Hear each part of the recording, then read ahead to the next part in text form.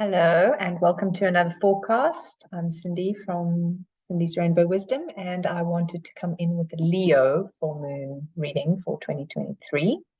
So let me just share my screen for a moment and we can have a look at that reading. Okay, so this is set for where I'm living, so don't worry about the house system, because wherever you're living, it might look a little bit different in a different space, but the planets will all be in the same places. For example, the moon will be at 16 degrees of Leo, wherever that is in your particular area. But also remember, I've been speaking more and more into the fact that we also want to look at where is that in our personal natal chart. And this is really important in the sense that you're going to be able to personalize these readings for yourself much more if you know how and where it's impacting you. So an example for this moon for me would be that my ascendant is at 15 degrees of Leo. So basically this moon is going to be on my ascendant. That comes into the first house, and that's the me place in my chart.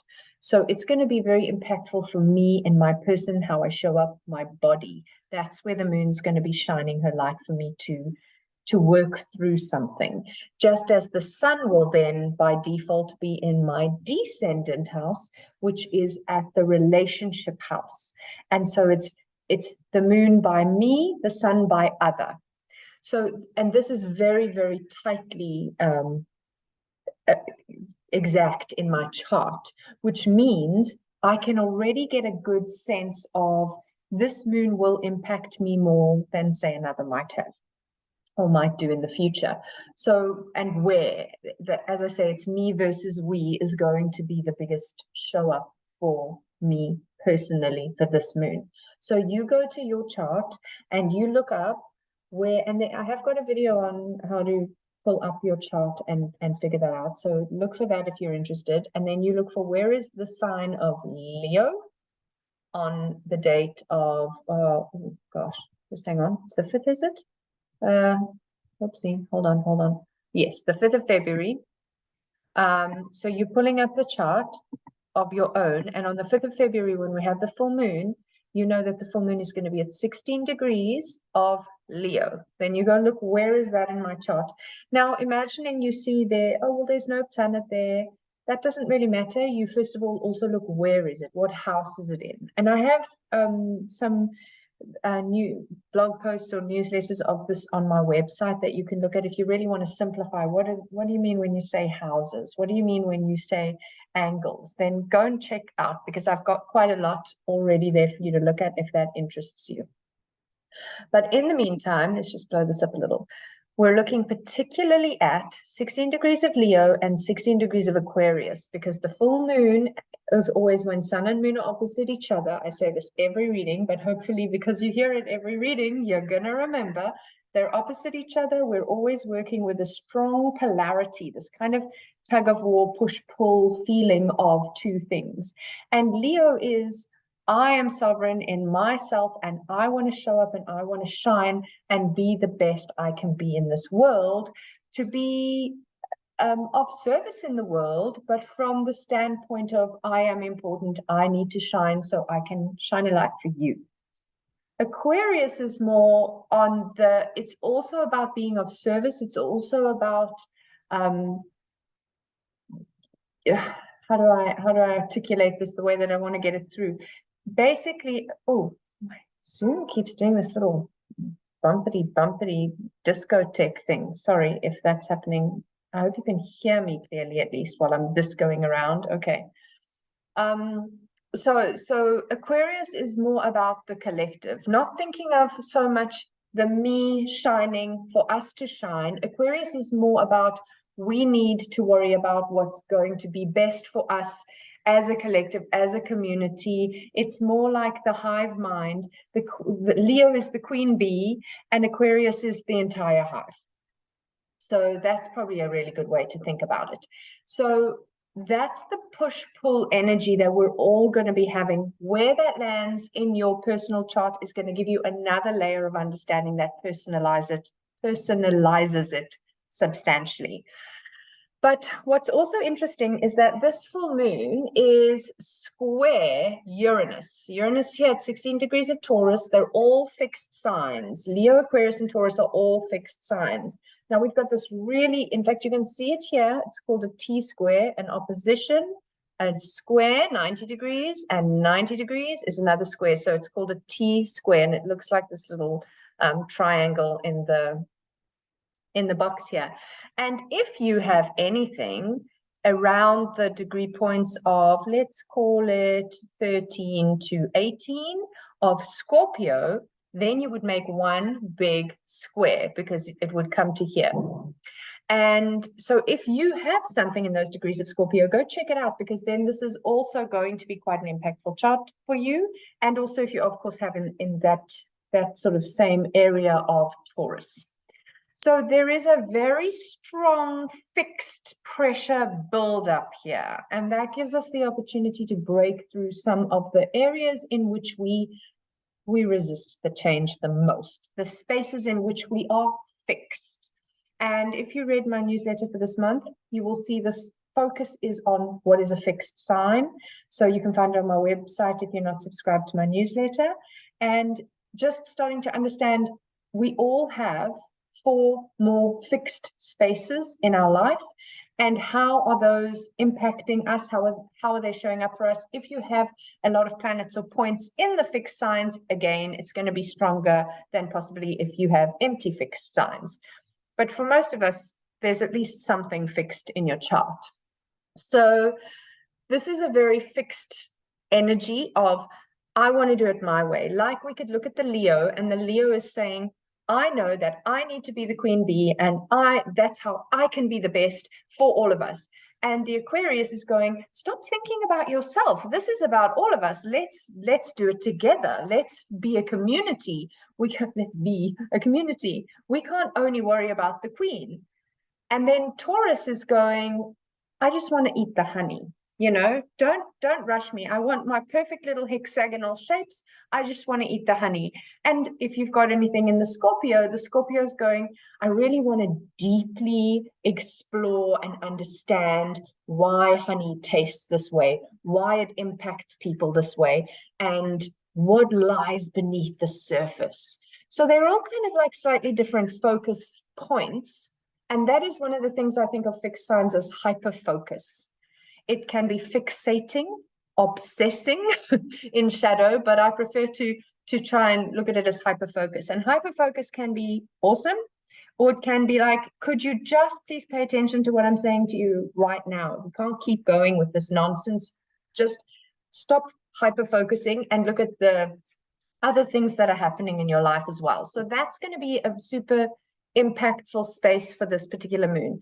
Then the other thing that's interesting is Sun and Moon are 2 of the ultimate yin yang, or divine masculine, sacred feminine energies. And so, of course, full moon time, it's like this lovers like standoff in a sense. But then we also call Venus and Mars the cosmic lovers.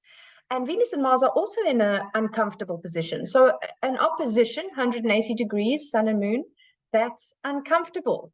A 90-degree angle, that's uncomfortable. That's like the square, pressure to change. So we have a square between Venus and Mars. So Venus is super happy here at 12 degrees of Pisces. She loves being in Pisces. She wants to play music and dance and sing and be creative and be the ultimate muse and tap into the waters. And she's just really, really happy here. Mars, on the other hand, has just come out of his retrograde in Gemini. Here he is at 11 degrees of Gemini. He's not comfortable in Gemini, really. It's not his favorite place to be, because he sometimes struggles to get things done the way he wants to. There's always more than one way of doing it. Sometimes he's like running this way, and then he changes his mind and runs that way. And Mars doesn't feel very effective and productive in Gemini. Not to mention, he's still in the post shadow of his retrograde, and he's had this whole like this way, that way, dithering, reflecting on all sorts of things in Gemini. So he just actually wants to get out of Gemini. He's not at his best. And now he's making a square with Venus. So she is very strong here because she is totally in her power when she is in Pisces. Mars is not so much. And now they're having an argument. So he's already feels like he's been on holiday and he's just got back to the office and he can't quite get his ducks in a row. And now Venus is coming in with all this creative artistic license and it's just messing with his mojo. So there's a little bit of a dynamic there between the other two big masculine feminine energies in the sky. So definitely there is a relational dynamic. Now, of course, that can be you in relationship with another. And it's not really about gender. It's kind of more archetypal. But I mean, it can be, but it doesn't have to be. But first of all, we always bring it back to ourselves. Where are my yin yang inner dynamics out of sync? Where are they arguing with each other? Where am I all about my values versus how I get to my values? And where am I love or versus lust? Where am I day versus night? All the aspects that are more like yin and yang.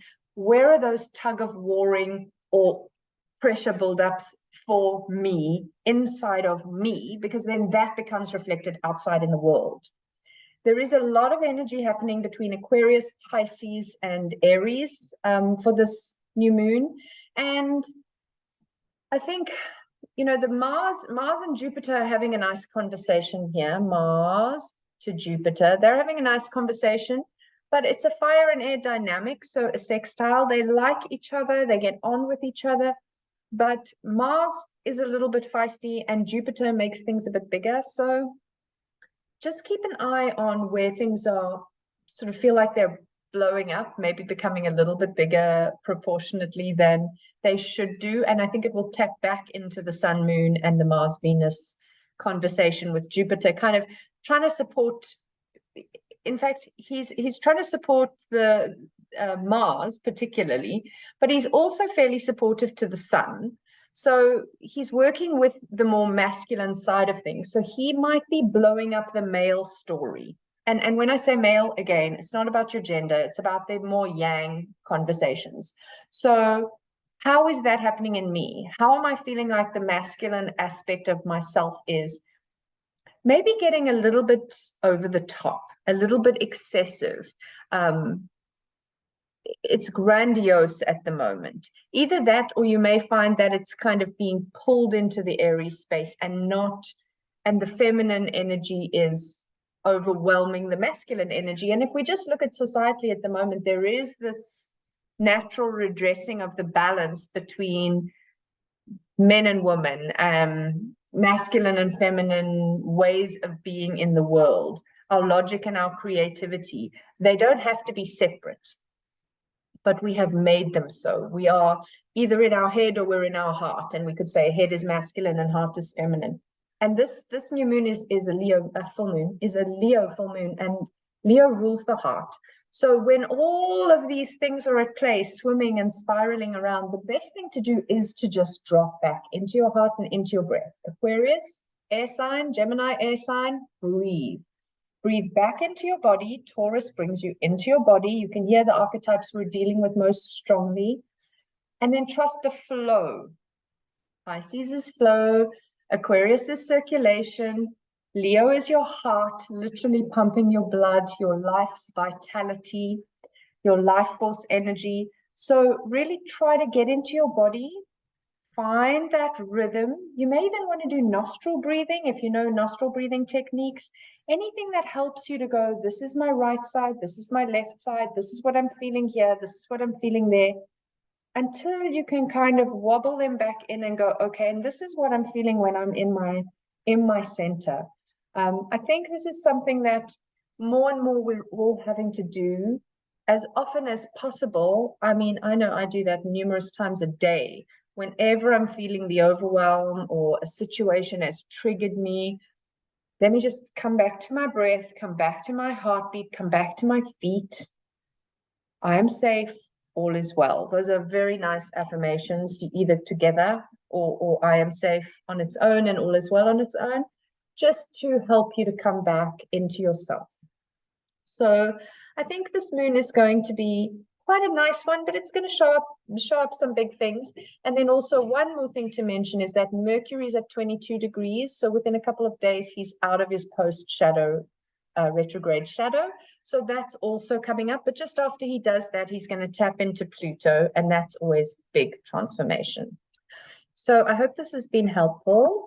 And if you've enjoyed this video, please follow me on my social media and like, share, subscribe, etc. Thanks very much. Have a beautiful day.